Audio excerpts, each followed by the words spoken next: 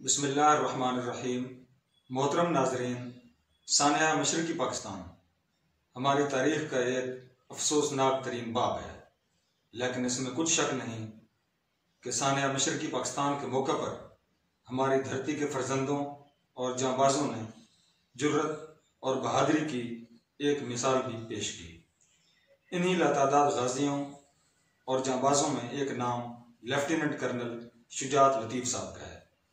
Lieutenant colonel Shujaat लतीफ़ साहब ने मशरकी पाकिस्तान की धरती पर इस्तेहकाम वतन की जंग बड़ी जुर्रत और बेखौफी के साथ लड़ी।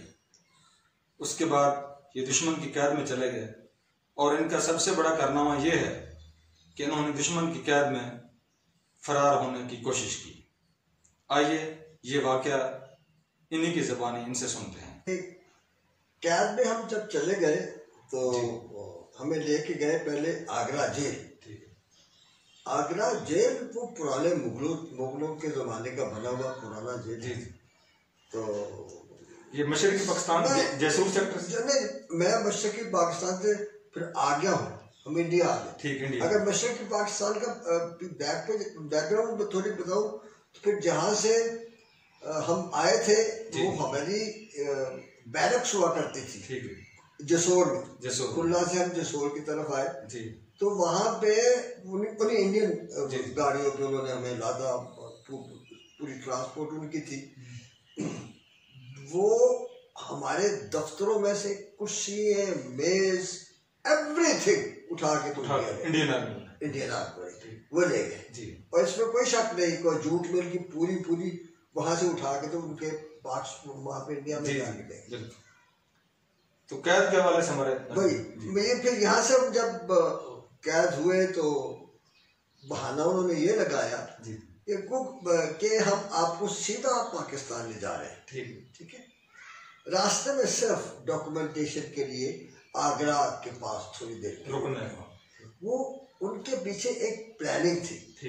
वो इसलिए कि ये झांसा दे कि सीधा हम आपको पाकिस्तान ले जा रहे हैं, रास्ते में कोई ये गड़बड़ ना करे, ज्यादा लोग भागने की कोशिश ना करें।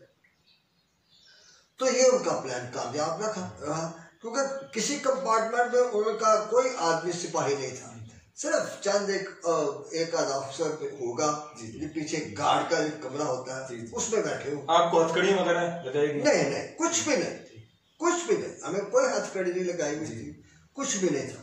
हम वैसे आजाद उनके साथ, और चंद लोगों के पास तो प्राइवेट कपड़े भी थे। ठीक है। मेरे पास तो वही यूनिफॉर्म था जिसमें मैं पकड़ा गया था, उसी वही यूनिफॉर्म मेरे पास थी, जेब मेरी खाली।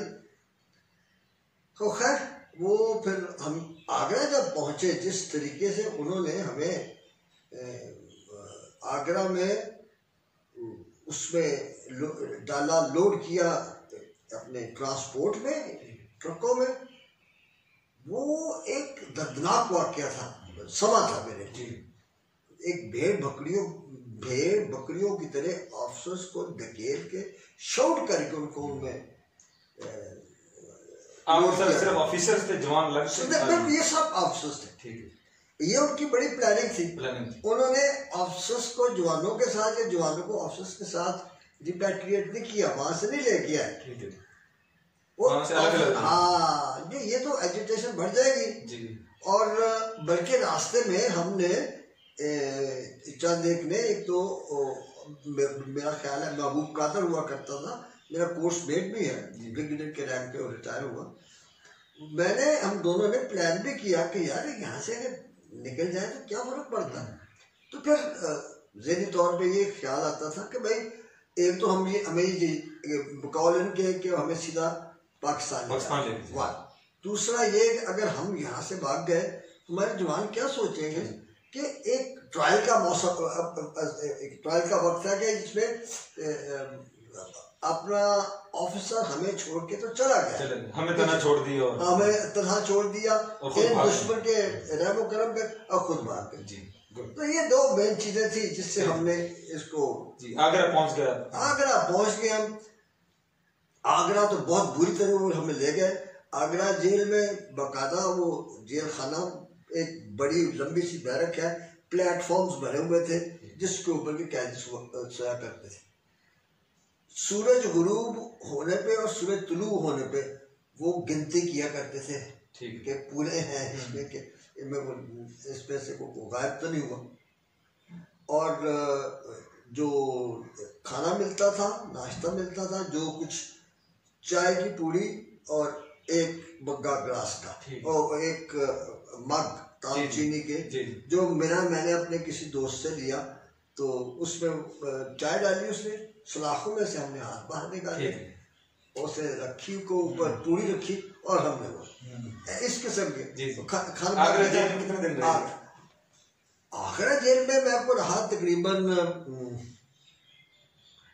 6 माह। ठीक है, 6 माह। और हमें तो फिर उन्होंने ट्रबल मेकर्स को 29 ऑफिसर्स, ट्रबल मेकर्स वो 29 ऑफिसर्स वहाँ पे था। आगरा में 88 कैंप था, 44 कैंप था, इसमें ऑफिसर्स थे।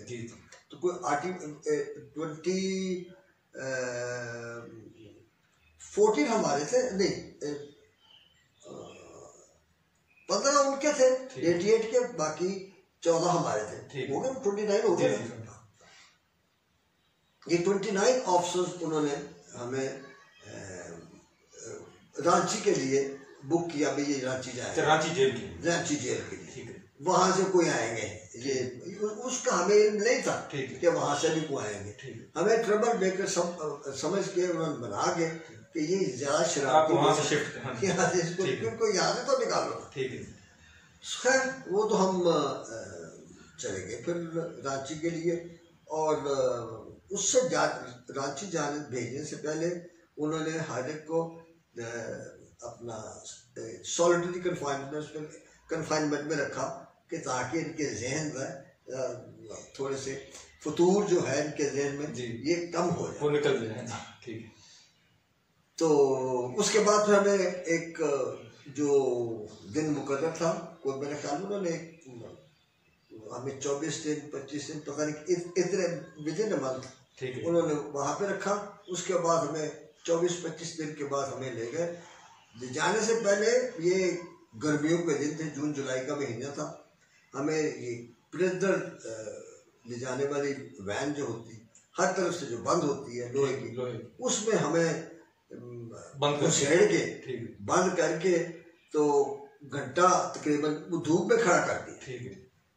वो हम इंतजार करते रहे, अभी गाड़ी स्टार्ट होती है, अभी नहीं तो हमने अंदर से मुक्के मारने शुरू कर दी साइडों से, जोर जोर से मुक्के।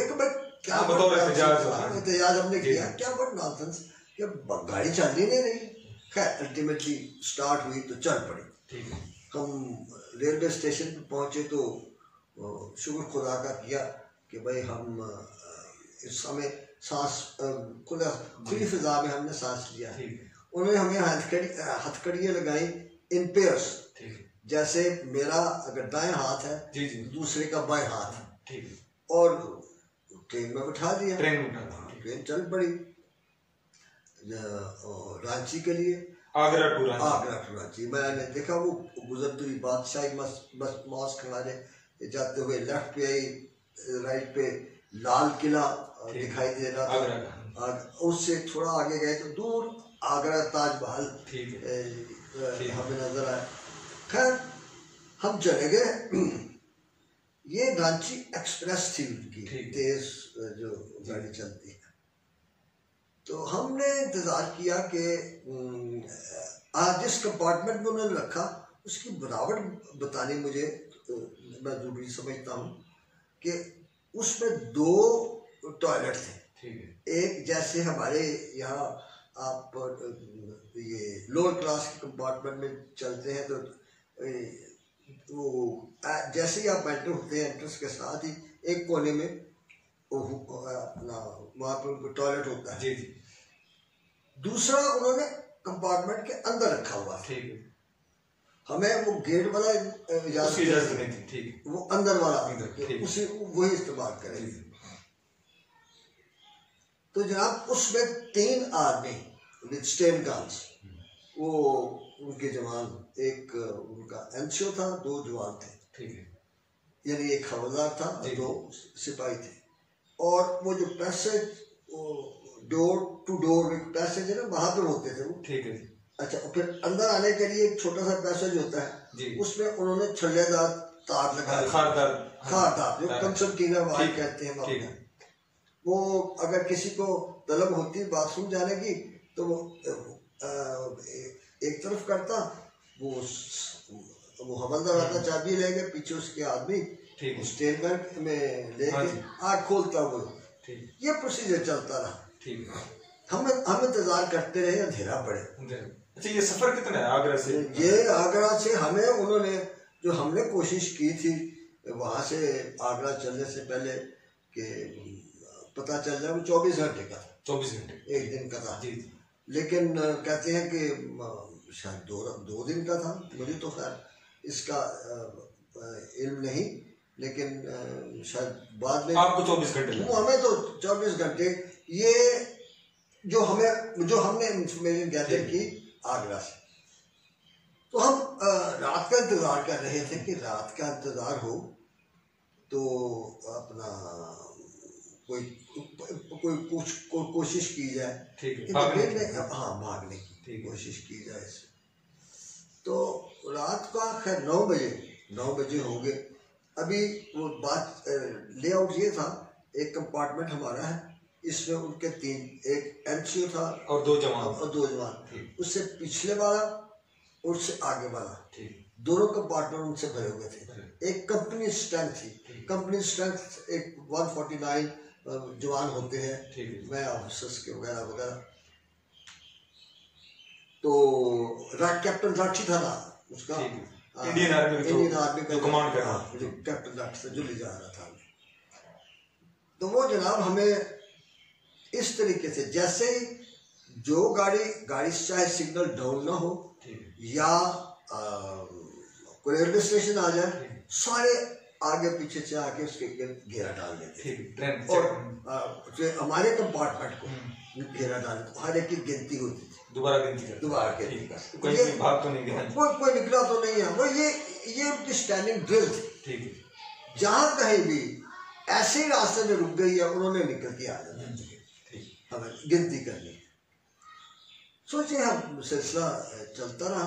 रात पड़ी तो हमने कर्नल कादर, अपना यहाँ पे मैं एक कर्नल कादर कहने के मतलब, बल्कि हाँ ये वो दुरुस्ती कहने होंगे, मैंने किसी ऑफिसर से पूछा था अपने कोलीग में से, यार हमने रेती वो कहाँ से ली थी जिससे हमने वो खिड़की की वो सौगात काटी थी। अच्छा, और हथकड़ी भी। अच्छा, हाँ, और हथकड़ी भी काटी थी, किससे वो। ठीक है। तो मुझे कैप्टन नासिर ने बताया था गालबन कि वो मैंने दी थी, लेकिन नहीं, हो सकता उसके पास भी हो। और लेकिन कर्नल कादर ने अपने बिस्किट का एक डिब्बा था, उसमें से निकाल के, तो वो उससे हमने उसको काटना शुरू कर। वो आगरा जेल में से आप साथ लेके? ये आगरा जेल में सुना कहीं से चुराई। अच्छा, कहीं से चुराई थी? उसकी मुरम्मत हुआ करती थी ना वो जेलों में सीधा। वो जो चीज हमने चोरी करने बहुत एक्सपर्ट है और ऐसे कामों में चोरी करना जायज है, इसमें कोई गुनाह नहीं है। तो वो रेती आपने आगरा जेल, वो आगरा जेल से हम लेके आए हुए थे, वो कादर के पास। ठीक है। तब वो मेजर कादर थे। ठीक है जी। कर्नल कादर थे में, तभी शायद कर्नल हो सीनियर आदमी 27 PM में के। तो जनाब वो अपना कर्नल कादर वो रात को 9 बजे, तो फिर चूंकि एक हाथ तो हथकड़ी में बना हुआ था, मैं हूँ लेफ्टी जी, मैं बाएं हाथ मेरा मास्टर हैंड, तो मैंने अपने साथ वाले के बाएं हाथ से बनवा ली। सो इससे रिजल्ट ये निकला, उसका भी जो मास्टर हैंड है फ्री है, मेरा आपको फ्री है। ठीक, आप कोई भी एक्शन करने के लिए वो खैर ऐसे ही बाकियों के लिए भी था। तो हमने आहिस्ता आहिस्ता, मैं बिल्कुल, मेरा जो पेयर था हम खिड़की के साथ थे। अच्छा, ये कंपार्टमेंट्स बने हुए थे उसमें, जैसे आपने रेल कार में देखा होगा, कंपार्टमेंट्स बने हुए ऐसे तख्ते से लगे, उसके आगे पीछे आमने सामने बेंचेज है, वहां पे बैठते हैं। ऐसे ही तो यही लेआउट उस कंपार्टमेंट का था। तो हमने आखिर वाले कोने के ऊपर एंड पे मैंने राइट पे बिल्कुल जहाँ पे खिड़की थी 4 उसमें सलाखें लगी हुई थी। ख्याल था कि वो सबसे नीचे वाली वो काट के कोने से एक तरफ करके तो बीच में से इंसान निकल सकता है। तो खैर ये हमने काम शुरू कर दिया। वो इतनी छोटी सी तो रहती थी, लेकिन जो थक जाता फिर दूसरा पैर उसकी जगह आ जाता। तो हम ये काम करते रहे। सुबह मेरे ख्याल में ये 3 बज गए हो गए हमें ये काम मुकम्मल करते हुए। अभी दिन चढ़ने वाला था। तो और आपकी कोशिश थी कि दिन चढ़ने से पहले काम। मैं फिर साथ वाले कंपार्टमेंट में जहाँ पे कि एहसन मेरा दोस्त है, बड़ा प्यारा दोस्त है, और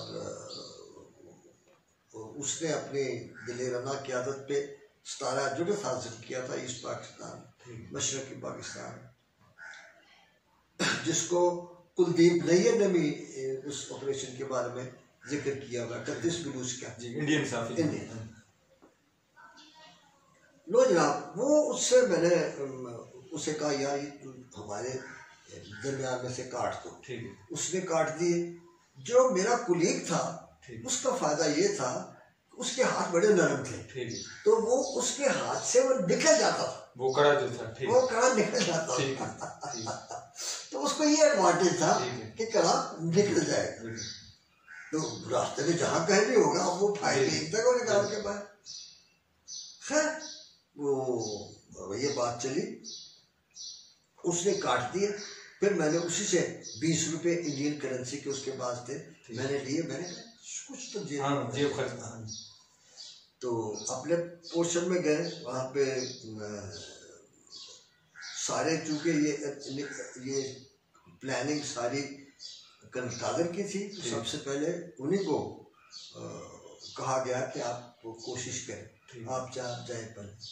लेकिन उनका जिस्म बहुत भारी था, SSD के थे और टफ आदमी थे, लंबे थे, उनके लिए बीच में से गुजरना वो नहीं गुजर सकता। मैं पतला दुबला था, तो एकदम सन्नाटा छा गया कि यार क्या होगा। उस सन्नाटे को तोड़ते हुए मैंने इजाज़त मांगी कि अगर किसी को कोई इतराज़ ना हो तो मैं कोशिश कर सकता हूँ। तब वहाँ पे ये सारे दोस्त थे, एक सीनियर ऑफिसर थे, ब्रिगेडियर या खुदा या नाम याद आएगा तो बताऊंगा, अमरकोट के बहुत अच्छे इंसान थे। उनसे मैंने सबसे इजाज़त ली, उन्होंने कहा वो है।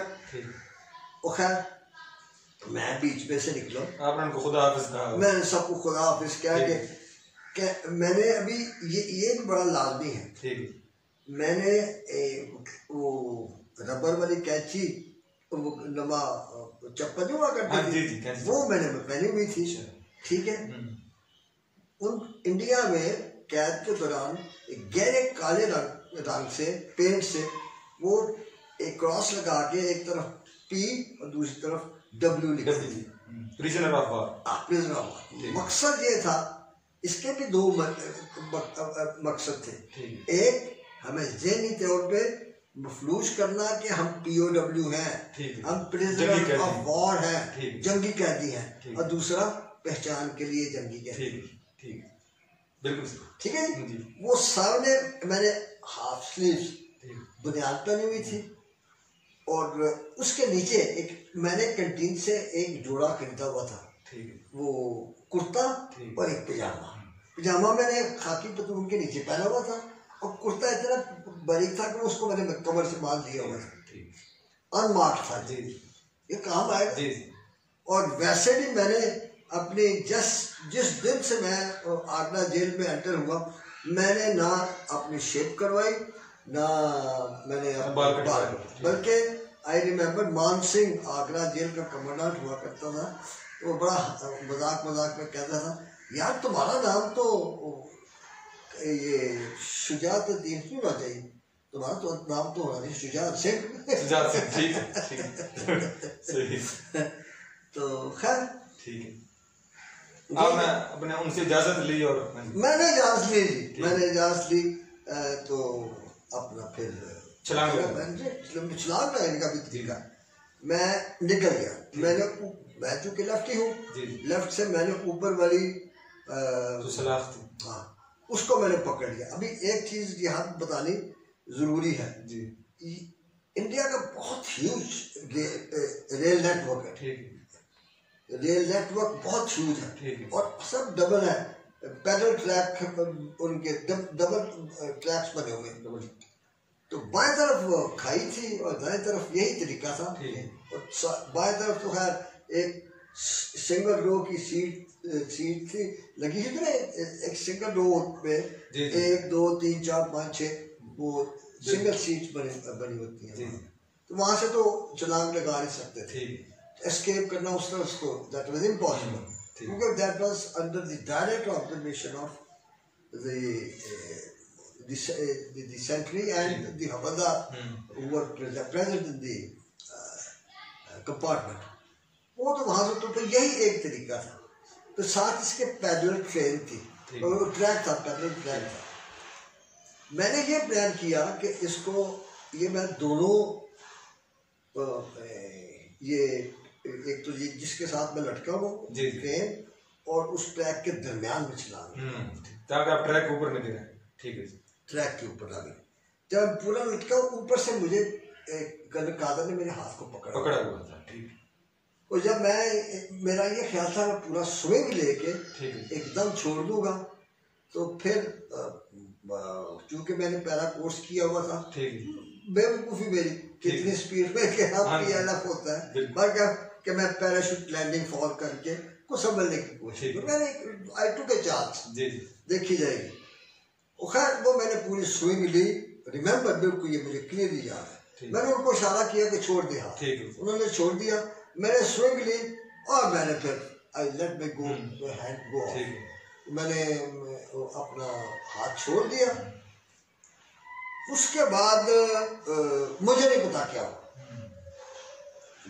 और मेरे कहते हैं कि चंद सेकंड्स के बाद बाद में जब मेरी मुलाकात हुई कैदियों से, अपने कुलीग से, वो कहते हैं चंद सेकंड्स के बाद पैदल ट्रेन से वो एक ट्रेन तेजी से गुजरी तो तुम्हारा सर जाके टकराया था उससे, पटरी से, तो हमने कहा तू तो गया, ऊपर से ट्रेन आ गई, तो जैसे रखे उसे कौन चखे थी, इंसान का तो कोई काम नहीं है। खैर मैं बेहोश हो गया, मुझे कुछ पता नहीं। और जब दिन की रोशनी हुई तो मेरी ऐसे नींद गुजूदनी में मेरी आँख ऐसे खुली और सबसे पहले मेरे लफ्ज़ मुंह से निकला, अम्मा। माँ को याद किया। क्या खुदा ने ऐसा बनाया हुआ है जी। और फिर आप जख्मी थे? मैं अब बहुत बुरी तरह जख्मी था। मेरे सर पे चोटें आई हुई थी, मेरा एक दांत निकल गया था, दूसरा दांत कट गया था, ये जुबान मेरी कट गई थी, बोल सकता नहीं था उसका। और ये सामने माथे पे ये वहाँ का निशान है, ये वहाँ का निशान है। ये अगर ये स्कार है जो अभी तक थोड़ा सा है नजर आता, तो मैं एक्चुअली तोतला बन गया था। I could talk properly. तो वो खैर ये सिलसिला चलता गया। आपकी आँख खुली और मेरी होश आया। फिर मैंने देखा एक सफेद कपड़ों में आदमी, बारिश, आई थॉट के मुसलमान होगा, तो मैंने उससे पूछा यार आप मुसलमान हो? उसने सर की जुम्बे से कहा हाँ। मैंने कहा यार यहाँ से उठा के तुम उधर इस पटरी के उस तरफ कर। उसने कहा अच्छा, ऐसे करके तो चला गया। मैं फिर मैं उठ भी और सवाल ही नहीं पैदा होता था कि मैं हिल भी सकूं। मैं फिर बेहोश हो गया। अभी तक मुझे पूरी होश नहीं थी, मुकम्मल उसको शॉर्ट स्पेल के लिए ये मुझे होश वापस आई और ये सिलसिला हुआ। थोड़ी देर के बाद मैं महसूस करता हूँ मुझे को उठा रहा है, मुझे उठा रहा है। मैंने आंखें खोली, लोग थे दाएं बाएं, एक घोड़ा था, उसके ऊपर मुझे उन्होंने बिठाया और कांस्टेबल थे, वो पुलिस, 2-4 पुलिस, अच्छा पुलिस, वहां की पुलिस थी।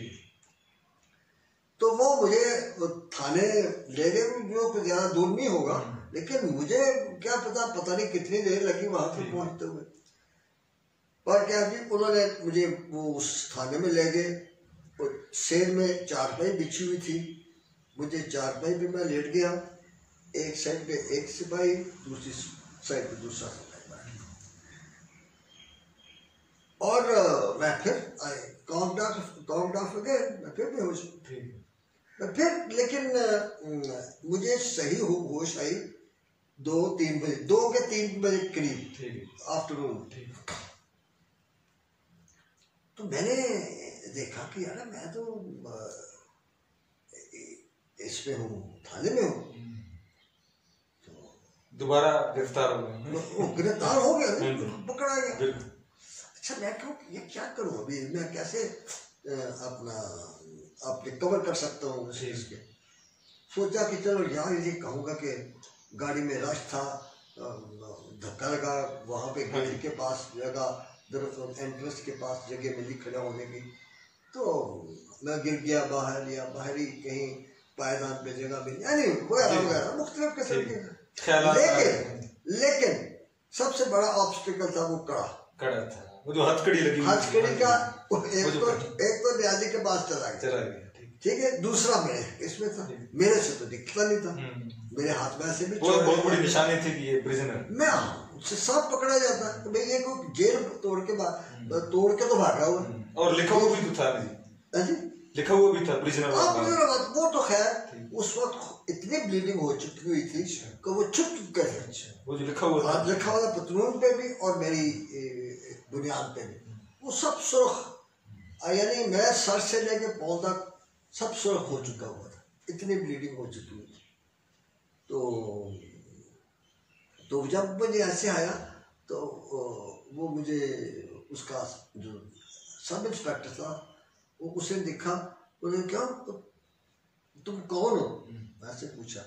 मैंने कहा मैं बोल नहीं सकता हूँ, वो जुबान कटी हुई थी, उस इशारे से मैंने कहा मैं कागज पेंसिल ला के दो, तो वो कागज पेंसिल लेके आया, मैंने उसके ऊपर लिखा कैप्टन शुजात, ठीक है, उसके मुंह से फौरी तौर पर निकला, ये साला कुत्ता है, ये साला कुत्ता है, साला कुत्ता है।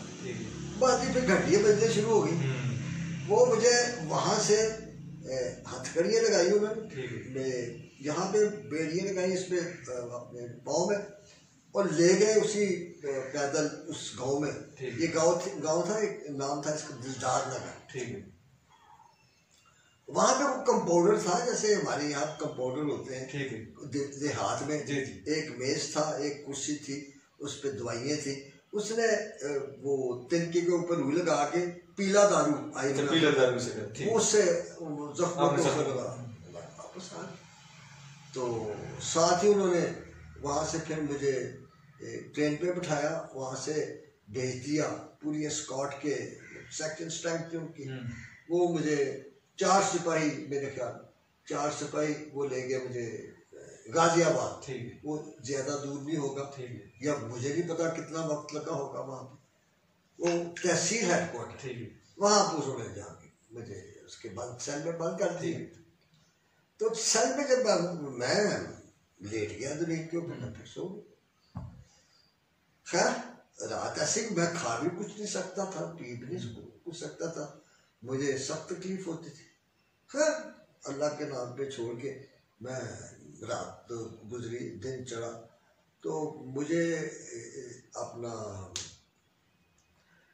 इत्तला मिली कि भाई आपको कोई मिलने आए हैं। मैंने देखा, मैंने फौरी गैस किया ये कोई इंटेलिजेंस के आदमी, इंडियन इंटेलिजेंस के आदमी। तो वो सामने सेहन में उन्होंने प्लेटफॉर्म के ऊपर कुर्सी थी और एक एक कुर्सी थी, मेज था, वो सामने वो बैठे हुए थे, 2 आदमी थे। उन्होंने एक अखबार निकाला इंग्लिश का, उसका एक न्यूज़ पढ़ने के लिए मुझे उन्होंने कहा कि जिसका लुब्बे-लुबाब ये था कि 2 प्रिजनर्स ने भागने की कोशिश की। अच्छा, अखबार की खबर थी। हाँ, अखबार की खबर थी। ठीक।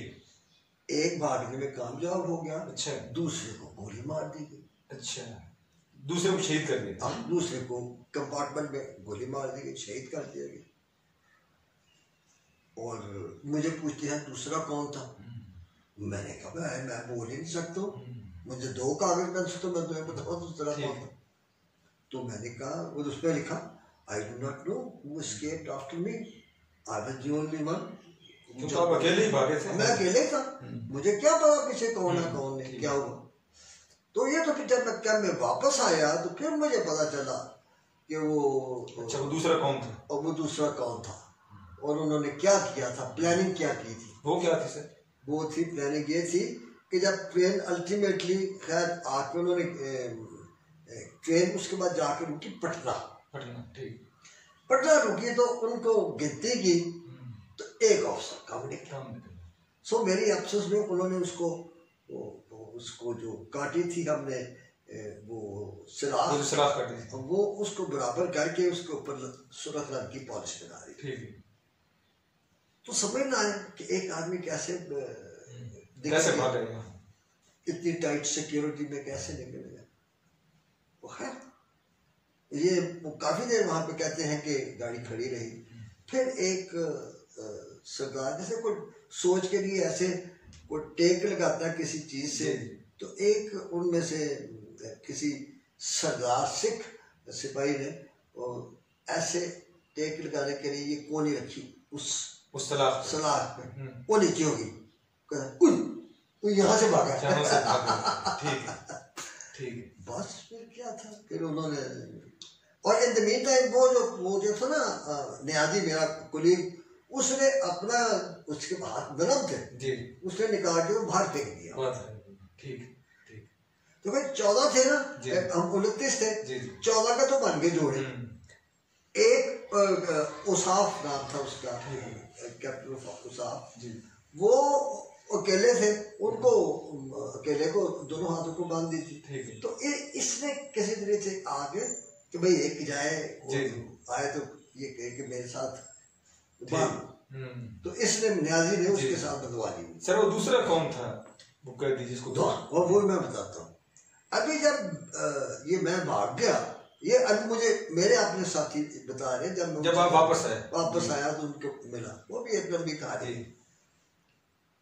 वो उन्होंने बताया कि जब तुम भाग गए तो तुम अपना तुम्हारा सर पैदल पटरी पे लगा जाके, और चंद सेकंड में एक और एक्सप्रेस ट्रेन गुजरी वहां से, तो हम तो तुम्हें राइट ऑफ कर चुके हो। ठीक है। तो लेकिन इन्होंने ये किया, उस टॉयलेट में उस कंपार्टमेंट में 2 टॉयलेट थे। ठीक है। WC कहते हैं क्या। एक जैसे ही आप कंपार्टमेंट में आते हैं तो कोने में होता है, और एक इसमें अंदर था। ठीक है। एक अंदर बनाया हुआ था।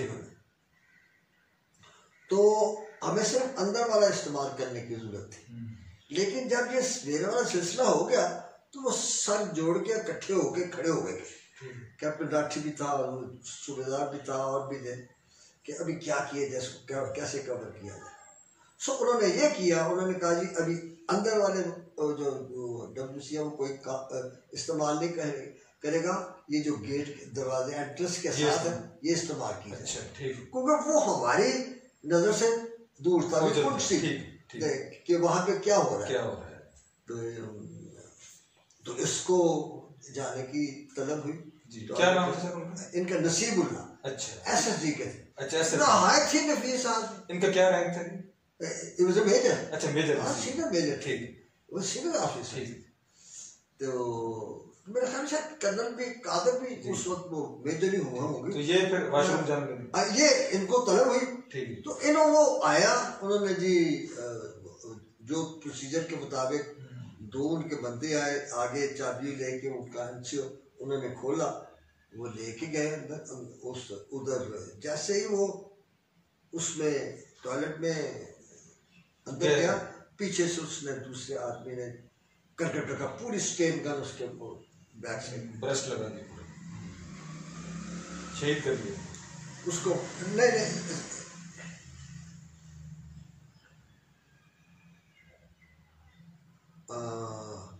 पीछे से भी लगी थी मेरे ख्याल, पीछे से उसको गोलियां मार दी।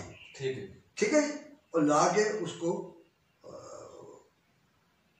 सॉरी उसको जो ही वो एंटर किया और वॉशरूम की तरफ गया, उस फारूक होकर निकलने लगा, तो वो उन्होंने पूरी स्टेयर गन उसको खाली कर दी, खाली करके उसकी लाश को बाहर फेंक दी।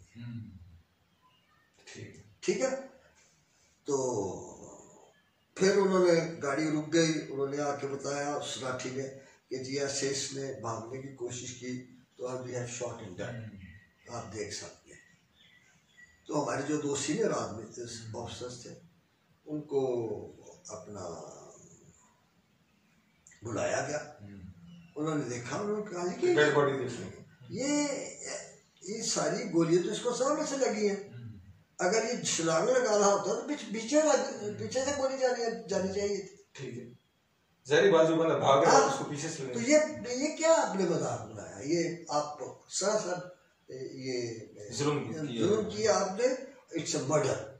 ठीक है, उसने कोई भागने की कोशिश नहीं की, और ये दरअसल उन्होंने मेरी एस्केप को कवर करने के लिए वो कैप्टन राठी ने अपनी जान बचाने के लिए कि मैं ना पकड़ा जाऊं कि तुम्हारी निगरानी में ये पूरी कंपनी स्ट्रेंथ है और इसकी ये बंदा कैसे भाग गया, ये कैसे भाग गया, तो उन्होंने ये ड्रामा रचाया कि एक भागने में काम, दोनों ने कोशिश की, एक भागने में कामयाब हो गया, दूसरे को हमने गोली। जी कर्नल साहब बहुत शुक्रिया आपने। जी नाजरीन, लेफ्टिनेंट कर्नल शुजात लतीफ साहब की आपने ये कहानी सुनी। कर्नल साहब की पूरी सर्विस अज़्म व हिम्मत और जुर्रत और बेखौफी से इबारत है। इन्होंने ये तमाम वाक़यात अपनी शोरा आफाक किताब ये गाजी ये तेरे पुरस्कार बंदे शुजात की कहानी बिट्ठू की ज़बानी में बयान की।